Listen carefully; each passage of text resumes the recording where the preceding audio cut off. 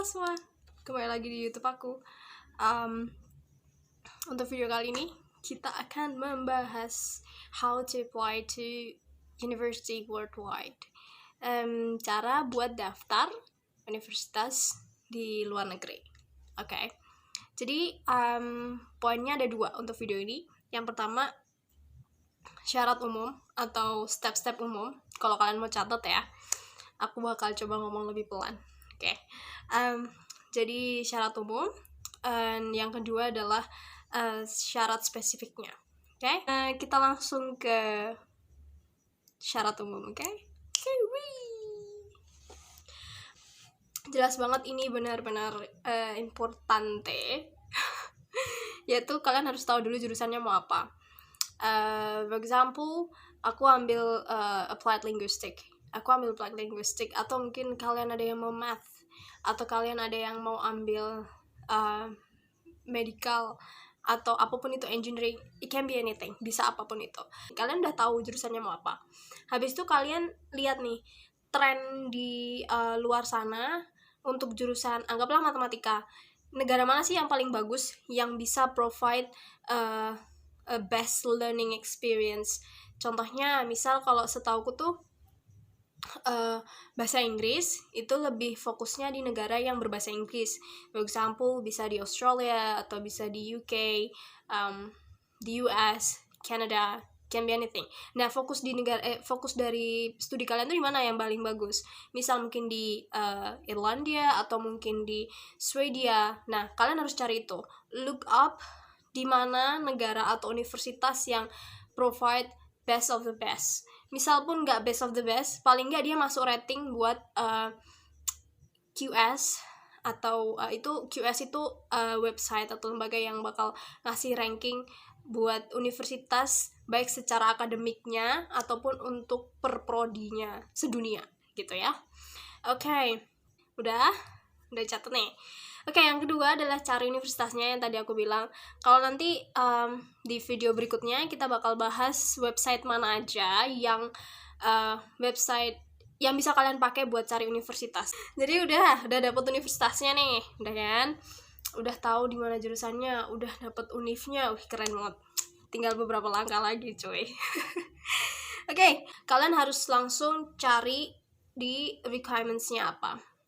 Kalau beberapa kenalanku yang udah kuliah di luar, mereka nyaranin buat nyari jurusannya dulu, jadi baca silabusnya. Tapi kalau aku mending baca requirement-nya dulu, karena kalau kalian udah baca, kalau menurut aku ya, misal udah capek-capek baca silabusnya, udah cocok nih, ternyata pas kalian lihat requirement-nya kalian terlalu berat di persyaratannya, jadinya kayak males gitu loh, kayak apalagi kalau nggak cocok udah persyaratan, jadi kayak buang-buang waktu baca silabus. Jadi kalau di aku dibalik ya, jadi baca dulu persyaratannya apa yang menurut kalian mampu nih mencapai itu. For example, kemarin aku coba di beberapa univ dan itu aku cek silabusnya udah aku baca, cocok nih, udah cocok. Aku cek di persyaratannya nggak cocok di aku, karena dia butuh 4 isai, butuh syarat tesis, dan itu menurut aku nggak worth it. Menurut aku ya, aku nggak kuat buat memenuhi semua itu. Ini buat sekolah aja gitu. Kecuali kalau nanti aku udah menempuh dan udah tahu bidangku sejauh apa, kemampuanku sejauh apa. Jadi itu, lihat requirements-nya dulu. Kalau requirements-nya kalian cocok, kalian fit, kalian bisa, udah tahu pasti bisa, ambil. Baru setelah itu lihat silabusnya.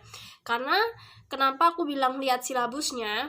Karena diingat ya, tiap universitas, meskipun mereka punya nama program yang sama, mereka bakal ngasih silabus yang berbeda.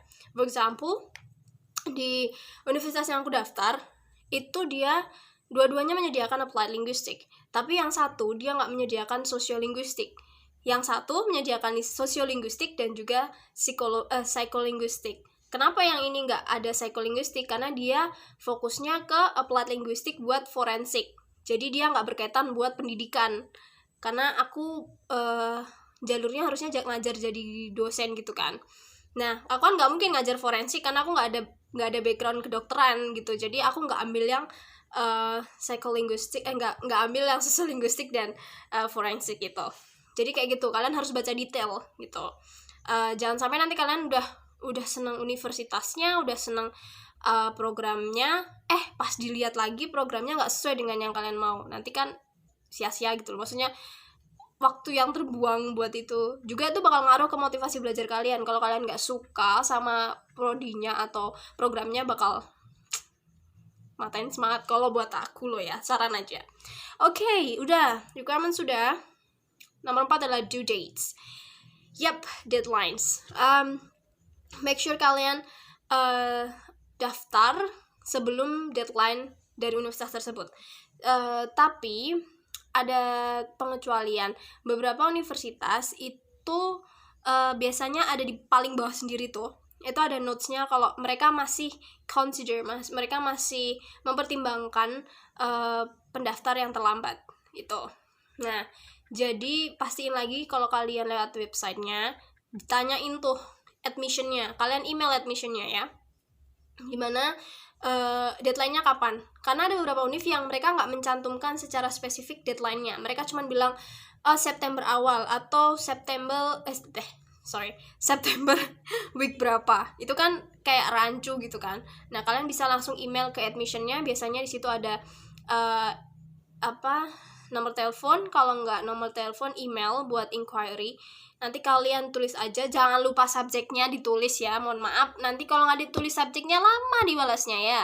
Tulis di situ subjeknya. For example, kalian mau tanya due dates, application due dates, atau mungkin kalian mau bilang scholarship information, tulis di situ di subjeknya, jangan dikosongin ya. Juga kalian di situ harus kenalin diri ya. Setelah due date, nah submit. Nah, ini nih yang tricky banget, yang aku kemarin juga sempat kesel. Jadi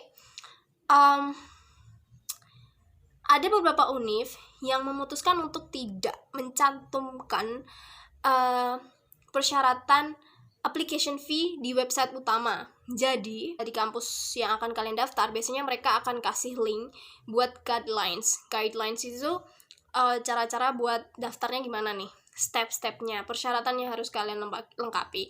Nah, ada beberapa univ yang kalian tuh dibuat surprise gitu lah.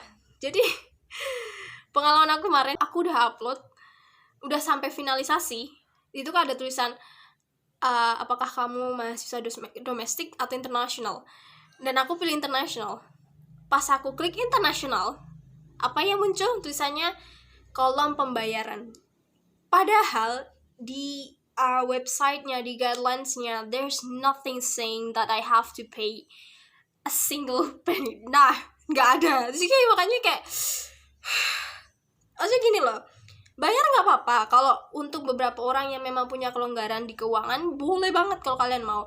Cuman di aku pikirnya gini loh, kurang worthy karena kalian harus bayar biasanya $100 dan itu tidak menjamin keterimanya kalian gitu loh. Itu cuman memberikan jaminan ke mereka kalau kalian tuh serius buat daftar di univ mereka, itu doang. Dan gak ada jaminan buat oke, aku bakal bayar karena biaya pendaftaran segini dan ini bakal memastikan posisi kalian bakal dikasih atau bakal di offer seat di univ tersebut. Enggak, oke. Memang kaget sebenarnya, kayak udah cocok semuanya.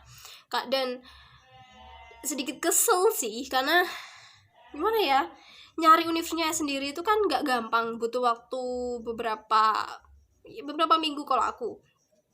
Jadi kalau udah nemu terus endingnya harus bayar, itu kayak, tapi boleh aja loh, aku bukan maksudnya discourage kalian buat tidak mencoba. Boleh banget mencoba kalau kalian memang punya kelonggaran, kalian punya pemikiran yang nggak apa-apa, worth it kok universitasnya, Rin, kayak universitas nomor 1 misal di UK atau mungkin di US. Jadi worth it kalau misal harus bayar application fee. Go get it.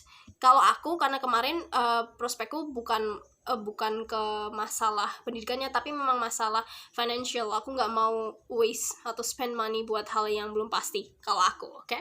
Kita lanjut ke syarat khusus. Itu semuanya. Kita lanjut ke syarat khusus ya. Alright, syarat khusus.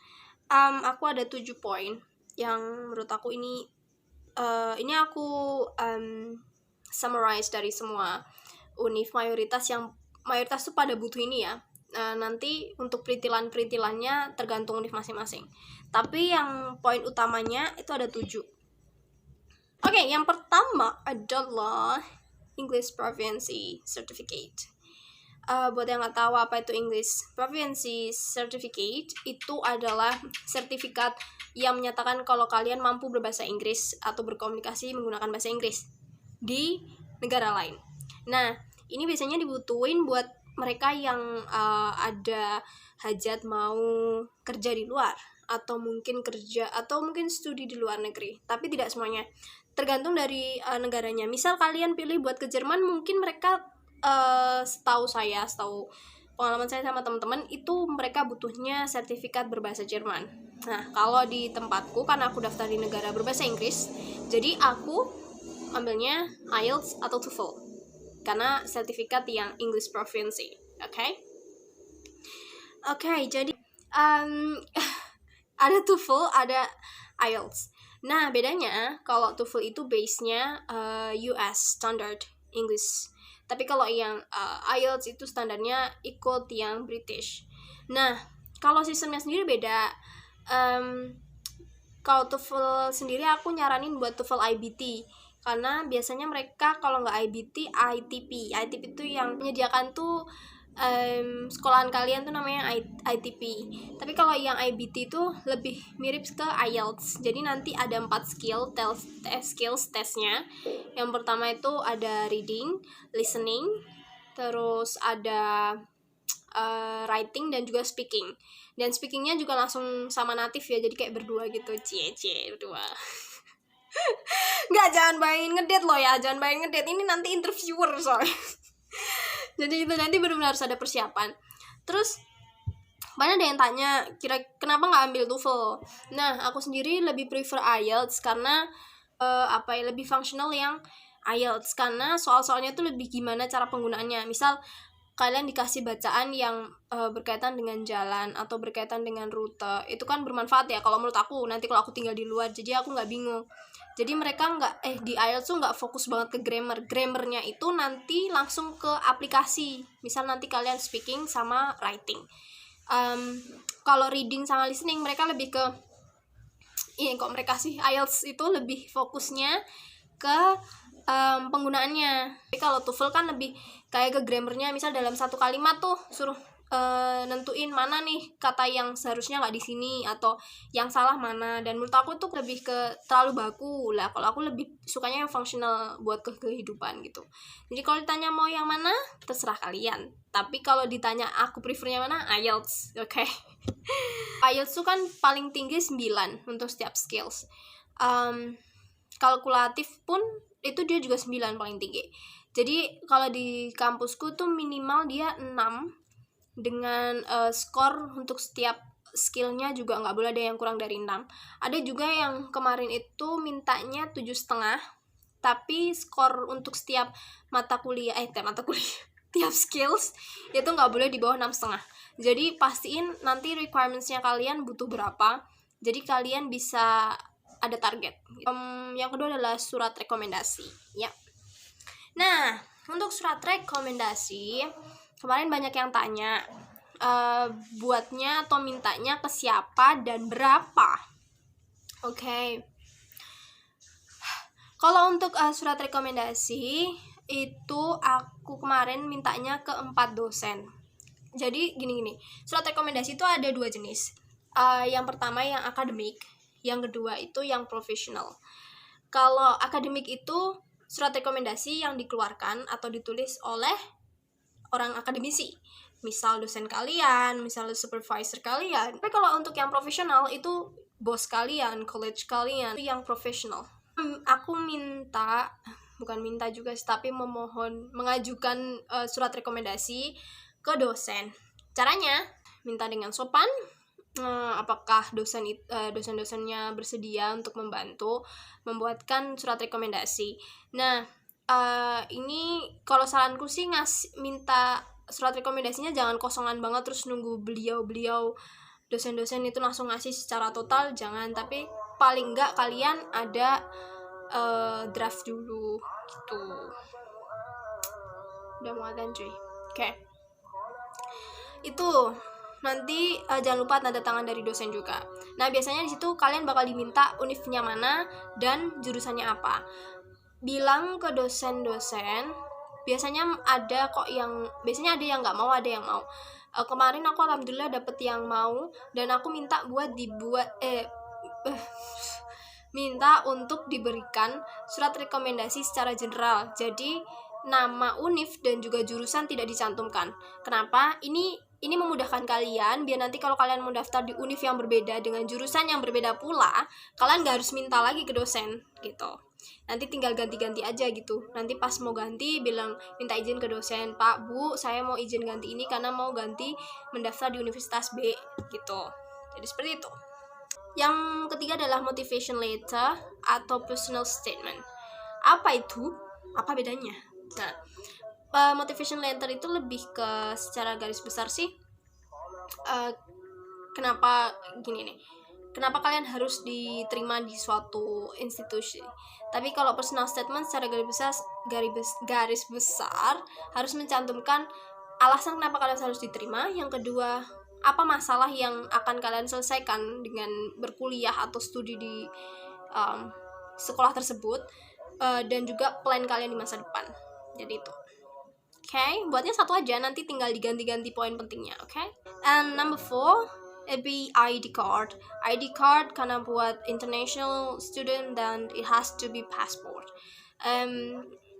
Unless kalau kalian misal daftar lewat agensi MOU dengan Indonesia, biasanya mereka minta KTP gitu juga bisa.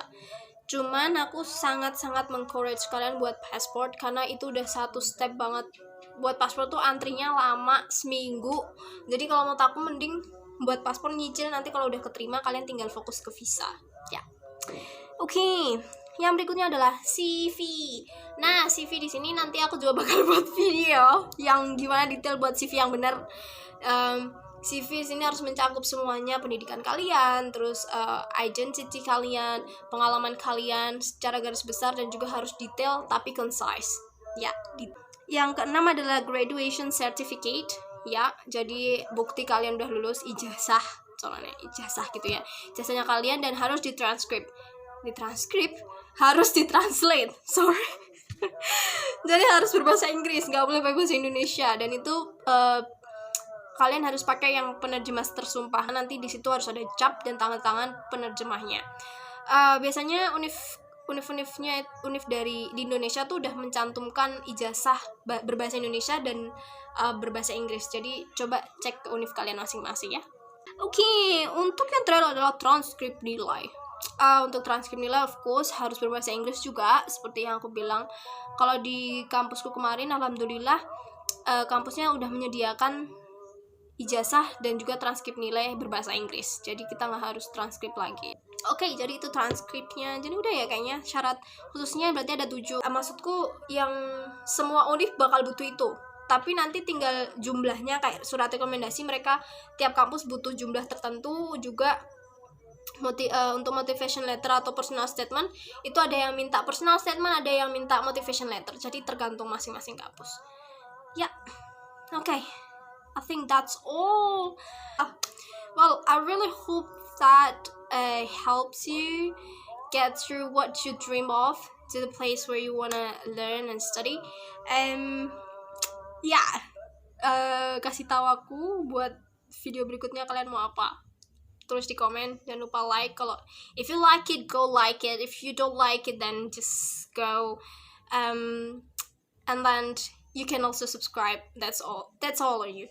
Thank you so much and see you next video. Bye bye.